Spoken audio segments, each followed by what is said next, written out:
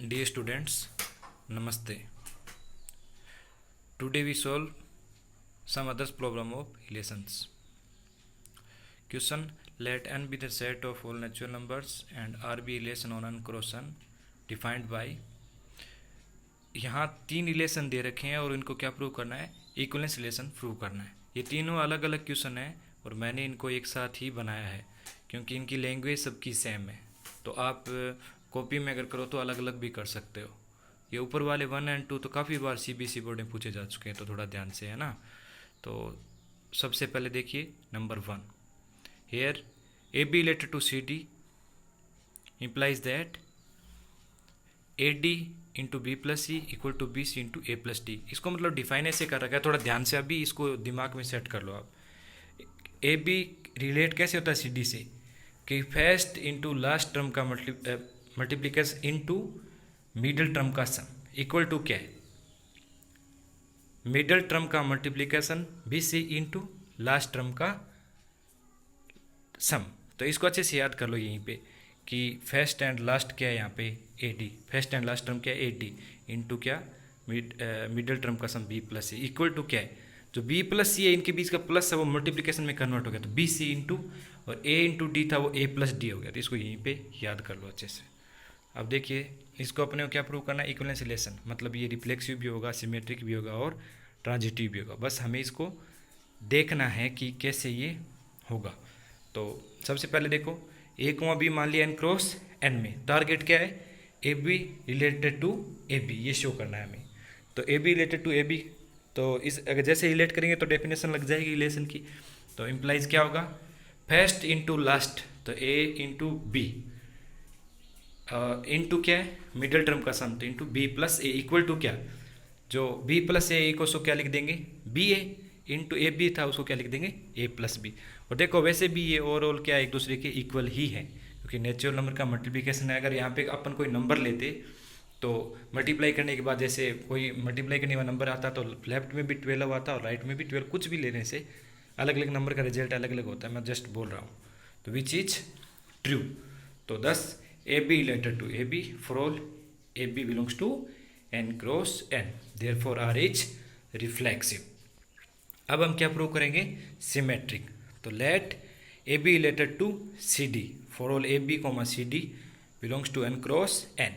Target क्या है अपना? सी डी को रिलेट किससे कर दें? ए बी से। तो इम्प्लाइज दैट ये रिलेशन की डेफिनेशन ऐसे रिलेट करता है, दे रखा है हमें। तो first into last into middle term का sum equal to middle term का मल्टीप्लिकेशन इंटू लास्ट टर्म का सम, बस वही लिखा है यहाँ पर। अब मैं left hand side is equal to right hand side है, मैं उल्टा लिख रहा हूँ, right hand side is equal to left hand side, ठीक है। अब इन सब का मैं ऑर्डर चेंज कर रहा हूँ। बी सी को क्या लिख दिया? C B. A plus D को क्या लिखा? D plus A is equal to A D को क्या लिखा? डी ए और बी प्लस सी को क्या लिखा? C plus B. और इसको जब हम रिलेशन के अंदर लिखते हैं तो एकदम सही आएगा, C D related to A B. तो C D related to A B करके देखो, इसको डेफिनेशन में कन्वर्ट करो, थोड़ा सा ऊपर दोबारा चेक करो कि सही लिखा है या गलत लिखा। तो फर्स्ट इंटू लास्ट टर्म का मल्टीप्लिकेशन सी बी इंटू क्या आएगा? मिडिल टर्म का सम, देखो डी प्लस ए आ रहा है इक्वल टू क्या है? मिडिल टर्म का मल्टीप्लिकेशन डी ए इंटू क्या? लास्ट टर्म का इंटू क्या है? फर्स्ट एंड लास्ट टर्म का सम, तो सी प्लस बी। तो कोई दिक्कत नहीं है, बड़ा आसानी से इसको चेक कर सकते हैं। कोई स्टूडेंट अगर बाई चांस मिस्टेक कर भी देता है तो कोई दिक्कत नहीं है। A B related to C D लिखो, डेफिनेशन लिखो, 2 लाइन बीच में छोड़ो और डायरेक्ट दिखा दो C D related to A B, और अब रिवर्स चलना स्टार्ट कर दो। तो वैसे भी कर सकते हैं।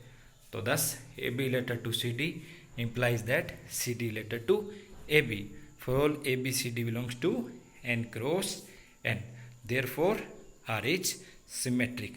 अब क्या दिखाएंगे? ट्रांजिटिव। ट्रांजिटिव के लिए क्या मानेंगे कि let A B related to C D and C D related to E F for all A B comma C D comma E F belongs to N cross N. बस अब कैसे relate कर रखा है वो उसको यूज कर लिया। A B related to C D को क्या लिखा जा सकता है? A D into B plus is equal to B C into A plus D, and C D related to F क्या लिखेंगे? फर्स्ट एंड लास्ट टर्म का multiplication C F into middle term का sum D plus is equal to middle term का multiplication D into first and last का sum सी plus F. वैसे भी इसको ऐसे देख सकते हैं कि लेफ्ट में क्या है, सी एफ है, तो राइट में सी प्लस एफ आ जाएगा, और यहाँ लेफ्ट में डी प्लस ई है तो डी इंटू ई आ जाएगा। बस ऐसे थोड़ा सा चेक करो, हो जाएगा। अब थोड़ा सा इसको एडजस्ट करते हैं और अपन जैसे तैसे करके ए बी रिलेटेड टू क्या करना चाहेंगे, ई एफ करना चाहेंगे। तो देखते हैं, क्योंकि यहाँ पर को एलिमिनेट तो करना पड़ेगा ना, जो सी डी आर है उसको एलिमिनेट करना पड़ेगा, जो कैसे भी करें हम। तो मैं थोड़ा एडजस्ट कर रहा हूँ टर्म्स को। बी प्लस सी के नीचे लिया बी सी, और ए प्लस डी के नीचे क्या लिया है, A D, and D plus E के नीचे क्या लिया, D E is equal to C plus F के नीचे क्या लिया है, सी एफ। और फिर मैंने इनको कर दिया divide. B upon B C क्या होगा, 1/c, plus C upon B C क्या होगा, 1/b, सी से सी कैंसिल आउट हो गया, इज इक्वल टू ऐसे ही ए अपॉन ए डी क्या बचेगा, 1/d, plus D upon A D क्या बचेगा, 1/a। इसको इक्वेशन 1 बोल दिया। एंड इसको डिवाइड करेंगे क्या बचेगा, 1/e plus 1/d is equal to 1/f plus 1/c। इसको बोलते इक्वेशन 2। अब मैं ऐड कर रहा हूँ 1 और 2 को, तो लेफ्ट लेफ्ट में ऐड हो जाएगा और राइट राइट में ऐड हो जाएगा। देखो मैंने पहले भी क्वेश्चन ऐसे ही करवाए, वहाँ पे 1 और 2 नाम नहीं दिया था, दो या ना दो आपकी मर्जी है, समझ आना चाहिए, ठीक है। तो जैसे ऐड किया लेफ्ट लेफ्ट में ऐड होगा और राइट राइट में ऐड होगा। फिर देख रहे हैं कि कुछ टर्म्स एक दूसरे से कट रही है, 1/c से 1/c कट गया और 1/d से 1/d। तो लेफ्ट में क्या बचेगा, 1/e plus 1/e is equal to, right side में क्या बचेगा, 1/a प्लस 1/f। एलसीएम ले लिया BE, तो ऊपर क्या बचे, e plus B equal to AF, नीचे एलसीएम आया तो ऊपर क्या बचा, f plus a, cross multiply कर दिया, AF into E plus B is equal to B into F plus A. तो ये ई प्लस बी को क्या लिख दिया यहाँ पे, बी प्लस ई, और एफ प्लस ए को क्या लिख दिया, ए प्लस एफ। ये किसकी डेफिनेशन है, A B related to E F की। तो बस हो गया A B related to E F. Check कर लो कि हम किया है वो सही किए हैं क्या। देखो A B related to E P क्या, फर्स्ट एंड लास्ट का multiple A F into middle term का सम, देखो बी प्लस सही आ रहा है, इक्वल टू मिडल टर्म का multiplication B into first and last term का सम ए प्लस एफ, बिल्कुल सही है। तो इसका मतलब ये टर्म क्या हो गया, ट्रांजिटिव हो चुका है। तो इसको थोड़ा लैंग्वेज में लिख देते हैं, दस A B related to C D and C D related to E F implies that AB related to EF. For all AB, CD, EF belongs to N cross N. Therefore, R is transitive. तो hence R is an equivalence relation. क्योंकि R reflexive भी है, symmetric भी है और transitive भी है, तो hence R is an equivalence relation. देख लीजिए, ठीक है। तो अब दूसरा देखते हैं हम। तो दूसरा क्या दे रखे, A B related to C D क्या है, implies that A square plus D square is equal to B square plus C square, ठीक है। तो मतलब फर्स्ट एंड लास्ट का स्क्वेयर का सम, अलग अलग sum is equal to middle term का स्क्वेयर का सम, सेपरेट सम कर रहा है, ठीक है। जहाँ ए बी और सी डी कहाँ से आ रहे हैं, एन क्रॉस एन सी। इसको भी याद कर लो, भी ऐसे कर रहा है कि फर्स्ट और लास्ट के टर्म का स्क्वेयर का अलग अलग sum equal to middle term के स्क्वायर का अलग अलग सम, ये एक दूसरे के आ रहे हैं इक्वल। तो ऐसे दिमाग में फिट कर लो कि बाद में करते वक्त गलती नहीं होगी, ठीक है। तो सबसे पहले क्या चेक करेंगे, क्या रिफ्लेक्सिव है। तो क्या ले लेंगे, A comma B belongs to N cross N. Target क्या है, ए बी रिलेट किससे हो जाए, ए बी से। जैसे रिलेट होगा तो आप क्या बोल देंगे कि गिवन रिलेशन इज रिफ्लेक्सिव। तो A B related to A B किया, तो करो फर्स्ट और लास्ट टर्म का स्क्वायर का अलग अलग सम करो, A square plus B square is equal to middle term का स्क्वायर का अलग अलग sum B square plus A square. और वैसे भी देखो एक दूसरे के इक्वल ही है, ये देखो चाहे ए स्क्वायर प्लस बी स्क्वायर लिखो, चाहे B square plus A square, result एक जैसा आएगा, क्योंकि ये नेचुरल नंबर का सेट से ही तो आ रहा है सबका सब, ठीक है। तो विच इज ट्रू। तो दस A B related to A B, for A B belongs to N cross N, therefore R is reflexive. अब देखिए सिमेट्री के लिए, सिमेट्री के लिए क्या होता है कि let A B related to C D, तो दिखा क्या देंगे, C D related to A B. For all A B comma C D कहाँ से आ रहा है, एन क्रॉस एन से। तो A B related to C D इसको क्या लिखा जा सकता है रिलेशन की डेफिनेशन से, A square plus D square is equal to क्या, B square plus C square. Left hand side is equal to right hand side है, मैं राइट को पहले लिखूँगा लेफ्ट को बाद में। तो B square plus C square is equal to क्या, A square plus D square. अब मैं इनके ऑर्डर को चेंज करूँगा, आगे वाले को पीछे, पीछे वाले को आगे लिखने की कोशिश करो। तो सी स्क्वायर को पहले लिख दिया, C square plus B square is equal to क्या, D square plus A square. तो implies that C D related to A B, क्योंकि देखो C D related to A B करेंगे तो चेक कर लो क्या हमने सही किया है क्या। देखो फर्स्ट एंड लास्ट टर्म के स्क्वायर का अलग अलग सम देखो सही था, C square plus B square is equal to middle term का स्क्वायर का अलग अलग सम, तो D square plus A square वो भी सही है। तो उल्टा चल के भी कर सकते हैं, ठीक है। तो 10 A B related to C D implies that C D related to A B for all A B comma C D belongs to N cross N, therefore R is symmetric. अब अपना टारगेट क्या है कि are क्या हो जाए transitive. Transitive के लिए भाई उठा लीजिए 3 ऑर्डर पेयर अलग अलग, A B related to C D and C D related to E F. तो for all A B C D E F 3 अलग अलग ऑर्डर पेयर हो गए जो एन क्रॉस एन से आ रहे हैं। और दिखा कैसे देंगे कि लास्ट में क्या आ रहा है A B related to E F. बस डेफिनेशन में कन्वर्ट कर दो, जो रिलेशन की डेफिनेशन उसमें कन्वर्ट करो। तो implies A square plus D square is equal to B square plus C square, इसको इक्वेशन 1 बोल दो, and C square plus F square is equal to क्या हो जाएगा D square plus E square. कुछ नहीं है, फर्स्ट एंड लास्ट टर्म का स्क्वायर का अलग अलग sum is equal to middle term के स्क्वायर का अलग अलग सम, वही तो लिखा है। तो 1 और 2 को फिर ऐड कर दो। देखो एक जैसी प्रोसेस रखी है मैंने हर क्वेश्चन में, कहीं भी अलग तरीका नहीं होता, एक जैसी प्रोसेस, ठीक है। तो लेफ्ट लेफ्ट में ऐड हो जाएगा और राइट राइट में ऐड हो जाएगा। तो A square plus D square plus C square plus F square is equal to B square plus C square plus D square plus E square. देखो D square से D square cancel out, C square से C square cancel out. तो left में क्या बच जाएगा A square plus F square is equal to B square plus E square. इसको क्या लिखा जा सकता है A B related to E F, क्योंकि फर्स्ट और लास्ट टर्म का स्क्वायर का अलग अलग सम देखो A square plus F square is equal to middle term का स्क्वायर का अलग अलग सम क्या होगा B square plus E square. तो 10 A B related to C D and C D related to E F implies that A B related to E F for all A B C D E F कहाँ से आ रहे हैं N cross N C. तो therefore R is transitive, since R is reflexive, R is symmetric and R is transitive, तो hence R is an equivalence relation. Third वाला बहुत आसान है, एक क्वेश्चन तो आप भी कर लीजिए, सारे मुझसे मत कराओ। तो थर्ड वाला क्या है A B related to C D if A D is equal to B C. बड़ा आसान है, इसको आप कॉपी के अंदर करके और मुझे इसका सॉल्यूशन सेंड कर देंगे, ठीक है बेटा। तो अब नेक्स्ट क्वेश्चन की तरफ मूव करते हैं। दे रखा है check the following relation on the set R of real numbers. ये आर है ना, मैं अलग टाइप से क्यों लिखता हूँ, क्योंकि पेपर में थोड़ा डार्क लिखा होता है कॉपी किताब के अंदर, और रिलेशन वाला थोड़ा हल्का लिखा होता है, दोनों आर आर होते हैं तो एक जैसे मिक्स हो जाते हैं, इसलिए मैं इसको आर को थोड़ा अलग लिखता हूँ। तो check the following relation on the set R of real numbers are reflexive symmetric and transitive. मैंने यहाँ 2 लिए तो इसके लिए R1 R2 लिख दिया मैंने।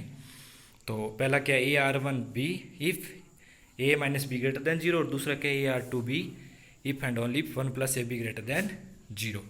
तो पहला वाला चेक कर लेते हैं सबसे पहले। हेयर ए बी से किस प्रकार से रिलेट होता है कि दोनों का डिफरेंस फर्स्ट में से सेकंड को माइनस करेंगे तो ग्रेटर देन 0 आना चाहिए, जहाँ ए बी कहाँ से आ रहे हैं सेट आर से आ रहे हैं, ठीक है। तो सबसे पहले देखो रिफ्लेक्सिव, तो let A belongs to set R, then आप देखेंगे ए माइनस ए खुद को खुद से माइनस करेंगे तो ऑलवेज 0 ही आएगा, तो वो कभी भी 0 से बड़ा नहीं हो सकता, तो इसका मतलब रिलेशन के अंदर नहीं होगा। तो implies A comma A not belongs to R1। तो 10 ए कोमा ए, अच्छा यहाँ ये बिलोंग्स लिख दिया, नॉट बिलोंग्स आएगा, ये मिस्टेक हो गया। तो यहाँ आप क्या लिखेंगे not belongs to R1 for all A belongs to R। तो देयरफॉर नीचे लाइन भी लिखना भूल गया मैं, वो भी लिखिए आप, therefore R1 is not reflexive, ठीक है। तो R1 इज नॉट रिफ्लेक्सिव, ये इसमें एक तो बिलोंग्स है, इसको नॉट बिलोंग्स करो और नीचे क्या लिखेंगे R1 इज नॉट रिफ्लेक्सिव। और सिमेट्रिक देखो, सिमेट्रिक के लिए क्या मानेंगे ए रिलेट टू बी, और इम्प्लाइज दैट हम क्या दिखा देंगे बी रिलेट टू ए। तो देखो इसके अंदर क्या लिख रहा हूँ, let A comma B belongs to R1 for all A B कहाँ से आ रहे हैं सेट आर से, ठीक है। तो ये डेफिनेशन क्या बोलती है कि जब ये रिलेट होता है तो a minus B greater than 0, minus common ले दिया तो b माइनस ए ग्रेटर देन 0। अब आपने इनइक्वलिटीज़ पढ़ी है, जब इनइक्वलिटीज़ को माइनस से मल्टीप्लाई करते हैं तो इनइक्वलिटीज़ का साइन घूम जाता है या चेंज हो जाता है, ग्रेटर है वो लेस हो जाएगा, लेस है वो ग्रेटर हो जाएगा। तो जैसे -1 से मल्टीप्लाई करूँगा दोनों तरफ, तो ये तो b माइनस ए क्या हो जाएगा, लेस देन 0। तो आप क्या कह रहे थे, ग्रेटर देन आना चाहिए, लेकिन वो तो नहीं आ रहा है, तो रिलेट नहीं होगा। तो b comma A not belongs to R1। तो thus a comma b belongs to R1 implies that b comma a not belongs to R1 for all a comma b belongs to set R। therefore R1 is not symmetric।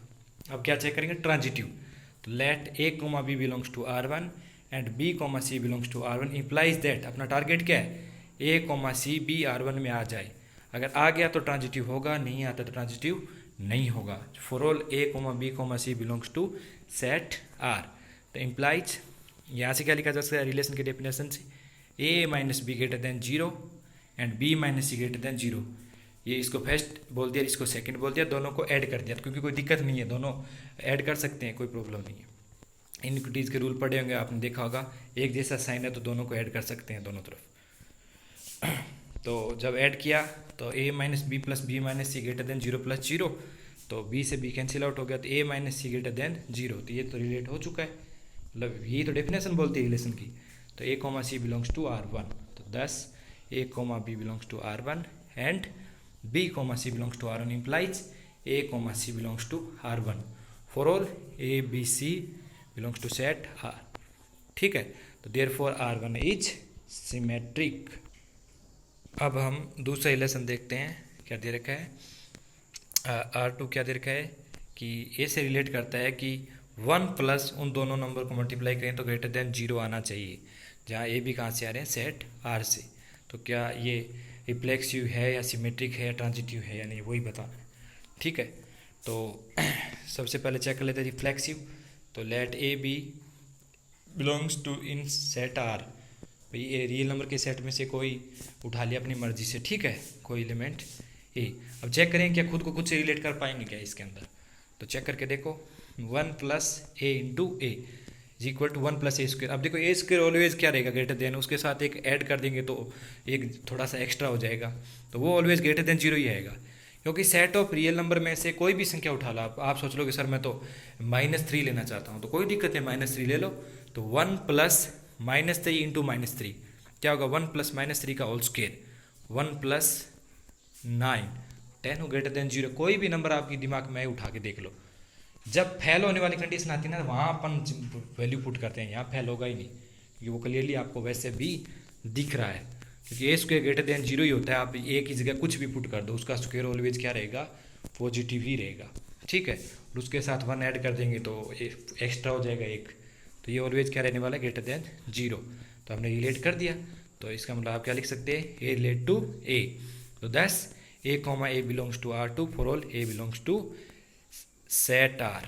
Set R, ये R है ना, इसको set R है ये, ठीक है।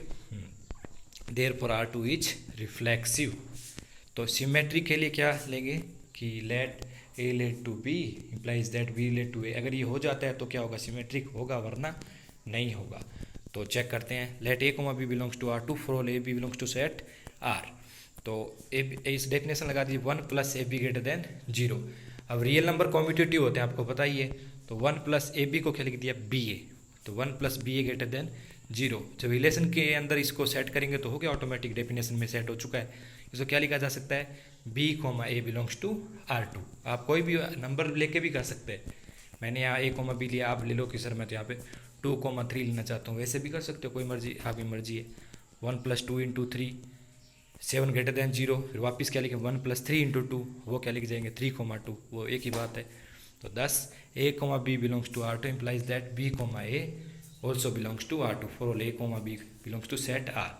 therefore R2 is symmetric। अब बेटा मैं बता दूं, इस क्वेश्चन को पहले ही बता दूं, ये पेपर में पूछा जा चुका है। क्या कैसे पूछते हैं कि ये ट्रांजिटिव नहीं होगा, पेपर में पहले ही बोल देगा कि R इज रियल नंबर के सेट पे डिफाइन करता है, a रिलेट टू b ऐसे कि 1 plus A B greater than 0 is transitive और नॉट। जस्टिफाई योर आंसर, तो आप क्या लिखेंगे कि इट इज़ नॉट ट्रांजिटिव, और जस्टिफाई करने के लिए आपको नीचे एग्जाम्पल देना होगा। तो मैं पहले ही नंबर सेट कर दिया हूँ यहाँ पर, तो मैं इसको याद करने का तरीका भी बता दे दूँगा। तो देखो कि बेटा अगर a relate to b and b relate to c करोगे तो आप कुछ कर नहीं पाओगे। यहाँ पे आप लिख दोगे कि let A B belongs to R and B C belongs to R, तो क्या पता चले 1 plus A B greater than 0, 1 plus B C greater than 0। अब आगे क्या करोगे, कुछ पता नहीं चल रहा। जब मिक्सअप जब हो रहा होता है तो आप नेगेटिव डैश से कर दिया करो वैल्यू पुट करके, ठीक है। तो लेट क्या लिखा मैंने, 2,0 belongs to R2 and 0,-3 belongs to R2, जहाँ 2, 0, -3 सारी की सारी क्या रियल नंबर। तो ये देखो डेफिनेशन को सेटिस्फाई कर रहे हैं। देखो ये होना चाहिए, आप यहीं पे फेल मत हो जाना भाई। A relate to B and B relate to C होता है तब चेक करते हैं ना A रिलेट टू C। तो आप ऐसे एग्जाम्पल मत पुट कर देना पहले कि A रिलेट टू B तो होता हो लेकिन B रिलेट टू C नहीं होता हो, और आप अपनी मर्जी से दिखा दो कि sir A relate to C भी नहीं हुआ। तो मैथमेटिक्स की लैंग्वेज कभी गलत नहीं होनी चाहिए। आप जो दे रखा है वो कंडीशन अच्छे से लिखो। A रिलेट टू B होना चाहिए and B relate to C होना चाहिए, then we check A C से रिलेट हो रहा है या नहीं हो रहा है। तो चेक किया तो 1 + 2 × 0, ये 1 ग्रेटर देन 0 आ रहा है। ये तो दोनों तो पॉसिबल है, पर आप देखेंगे कि 2,-3 इस लेसन के अंदर नहीं आ रहा है, बिकॉज 1 + 2 × -3 1 - 6 -5, ये -5 कभी 0 से बड़ा हो सकता है क्या, नहीं हो सकता। तो हम यहाँ पे क्या हो गए, फेल। जैसे ही फेल होते ही क्या हो जाएगा, ट्रांजिटिव नहीं होगा। अब बच्चे बोलते हैं सर हम इसको याद कैसे रखें। देखो बेटा, याद रखना बहुत ही आसान है।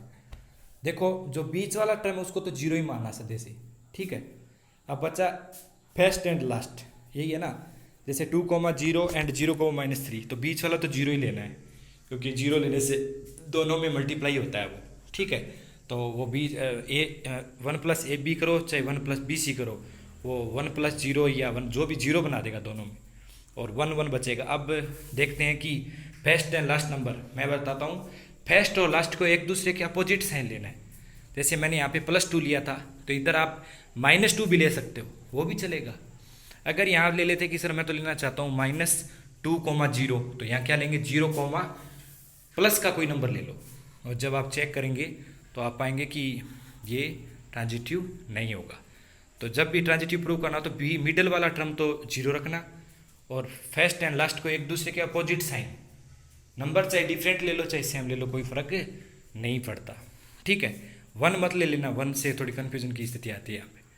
1 लेने से दिक्कत हो जाएगी ना, आप कह दो कि सर 1,0 एंड 0,-1 ऐसे लेने से थोड़ा प्रॉब्लम आ सकता है, ठीक है। क्योंकि 1 वाला केस में जो और थोड़ा प्रॉब्लम क्रिएट करेगा।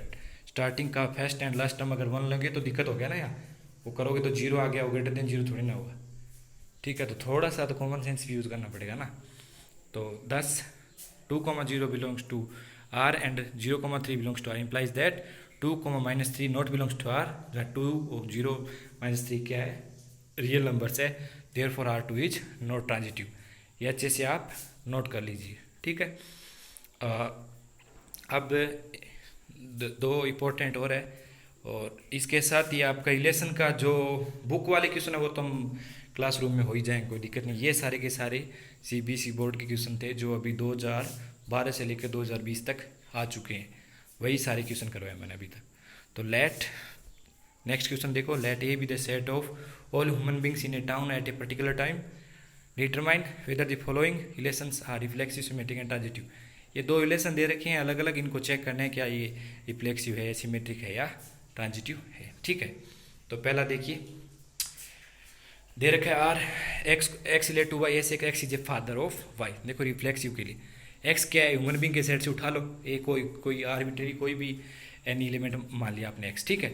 तो X is a father of F. भाई खुद का फादर कैसे हो सकता है, आप खुद सोच के देखो, खुद का फादर हो सकता है क्या, खुद का पिता कैसे हो सकता है, भाई ये तो ट्रू नहीं है। तो which is not true because a person can not be father of himself. ये लिखने की जरूरत नहीं है, आप डायरेक्ट लिख दो विच इज नॉट ट्रू।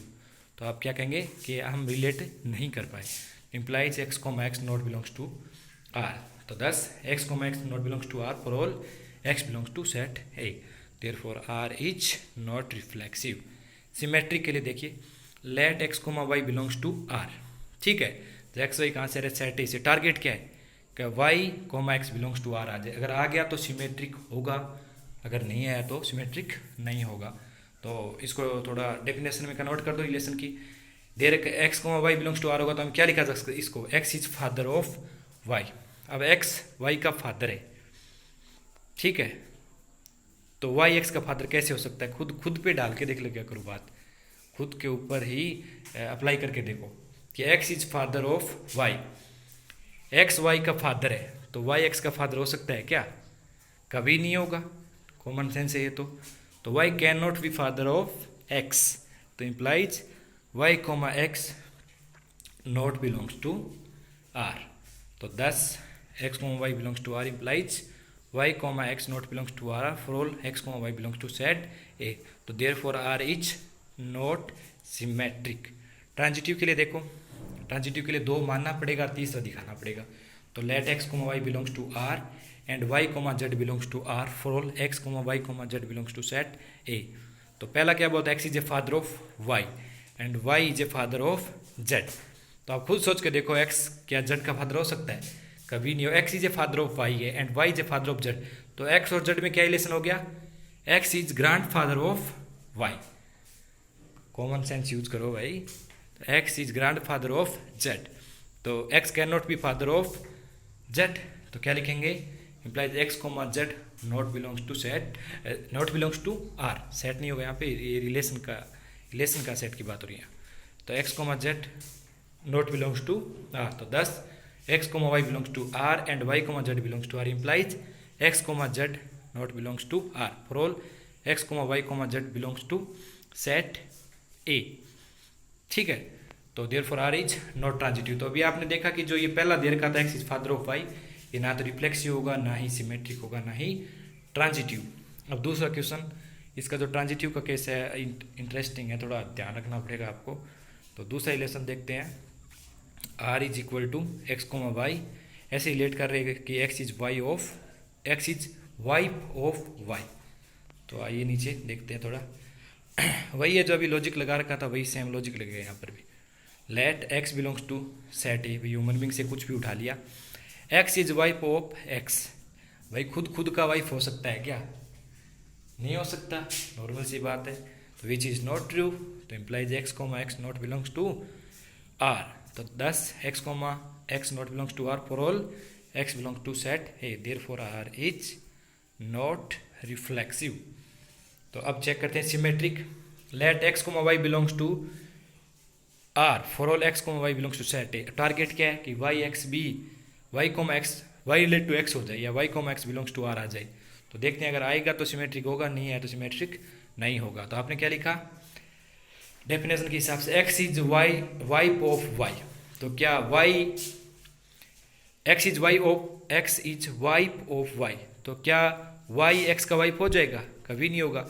अगर एक्स वाई की वाइफ है तो इसका मतलब एक्स वाइफ है तो वाई हस्बैंड हो गया, तो Y is husband of X, तो Y is not wife of X, ये लैंग्वेज में कन्वर्ट कर दिया, तो implies Y comma X not belongs to R, तो 10 X comma Y belongs to R implies Y comma X not belongs to R for all X comma Y belongs to set A, therefore R is not symmetric, ठीक है। अब इसका transitive वाला case थोड़ा सा ध्यान से पढ़ना पड़ेगा हमें, तो देखिए कि let X comma Y belongs to R, इसका मतलब क्या, X is wife of Y and Y comma Z belongs to R. बेटा सोच के देखो कि X is wife of Y है, ठीक है, क्या वाई कोमा जेड बना सकते हैं कि Y is wife of Z, ये मैथमेटिक्स लैंग्वेज में कन्वर्ट ही नहीं कर पाएंगे। सोच के देखो कि X is wife of Y, मतलब एक्स तो क्या है वाइफ, वाई क्या है हस्बैंड, और जब वाई हस्बैंड है तो जेड की वाइफ कैसे बन सकती है आगे जाके, आया समझ? एक बार दोबारा देखो कि X comma Y belongs to R, इसका मतलब क्या होगा, X is wife of Y, इसका मतलब एक्स तो वाइफ हुआ और वाई क्या हो गया हस्बैंड, तो क्या यहाँ पर ऐसे बोल दो कि Y comma Z belongs to R, हम बना ही नहीं पाएंगे पहले से ही, ये केस ही राइज नहीं होने वाला। आप ऐसे नहीं लिख सकते कि Y comma Z belongs to R, ये होगा ही नहीं, क्योंकि Y is wife of Z कैसे हो जाएगा, वाई तो खुद हस्बैंड है, आप उसको जेंट्स को लेडीज़ बनाओगे क्या, पहले जेंट्स है उसको क्या लेडीज़ बना दोगे, तो वो तो नहीं बनेगा। इसका मतलब ये सिचुएशन ही क्रिएट नहीं, सिचुएशन अगर क्रिएट नहीं होती है, ठीक है, तो आप सिचुएशन अगर क्रिएट नहीं हुई तो आप इसको रूल को फेल नहीं कर पाए, रूल को फेल नहीं कर पाए तो ये क्या होगा, ट्रांजिटिव होगा। कुछ किताबों में लिखा होता है नॉट ट्रांजिटिव, तो नॉट ट्रांजिटिव नहीं लिख सकते आप, ये ट्रांजिटिव होगा, तो थोड़ा सा सोच के देखना कि अगर x Y belongs to r है तो आगे वाला केस जनरेट ही नहीं हुआ, तो आप काउंटर अटैक कहाँ से करोगे? काउंटर अटैक तभी तो होता है कि x relate to y and y relate to z, तब अटैक करके आप क्या दिखा देते हैं? x relate to z।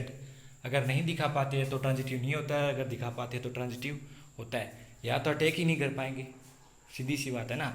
अरे आप सोच के देखो, एक नॉर्मल सी बात है कि एक कोई सेट है 1, 2, 3, ठीक है, और रिलेशन सेट ए पे डिफाइन कर रखा है 1, 1, 2, 2, 3, 3, तो और एक दे रखा है आपको, मतलब इतने ही देखो, तो इसके अंदर क्या ये ट्रांजिटिव होगा या नहीं होगा? ये रिफ्लेक्सिव भी होगा, सिमेट्रिक भी होगा और ट्रांजिटिव भी होगा, क्योंकि यहाँ पे काउंटर अटैक करने की कुछ मिला ही नहीं। 1, 1 है, आगे कुछ चेक ही नहीं कर पाएंगे। 2, 2 है तो क्या किधर चेक करोगे? 3, 3 है तो क्या किधर चेक करोगे? कुछ काउंटर मिल ही नहीं रहा आपको, तो वही इसके अंदर आपको काउंटर नहीं मिल रहा है इसके अंदर, ठीक है। तो ये थोड़ा ध्यान से, ये ट्रांजिटिव होता है, ये मिस्टेक हो जाती है, तो थोड़ा ध्यान से कर लेना। तो X is Y of Y वाला केस के अंदर रिफ्लेक्सिव नहीं होगा, सिमेट्रिक नहीं होगा, लेकिन ट्रांजिटिव होगा, ट्रांजिटिव होगा। किताब के अंदर पता नहीं आंसर क्या है, लेकिन ट्रांजिटिव होगा। अब क्वेश्चन देखिए, एक ये मैं आपको होमवर्क दे रहा हूँ कि how many equivalence relations on the set 1, 2, 3 containing 1, 2 and 2, 1 are there in all. मतलब जो ये दे रखा है सेट, इससे हमें इक्विवेलेंस रिलेशन बनाना है। तो कितने इक्विवेलेंस रिलेशन बनाए जा सकते हैं जो कंटेन करते हो किसको? 1, 2 एंड 2, 1 को, इनको कंटेन करना चाहिए, और आप कितने इक्विवेलेंस रिलेशन बना सकते हैं। तो ये आपके लिए होमवर्क रहेगा। Wish you all the best. जय हिंद, जय भारत।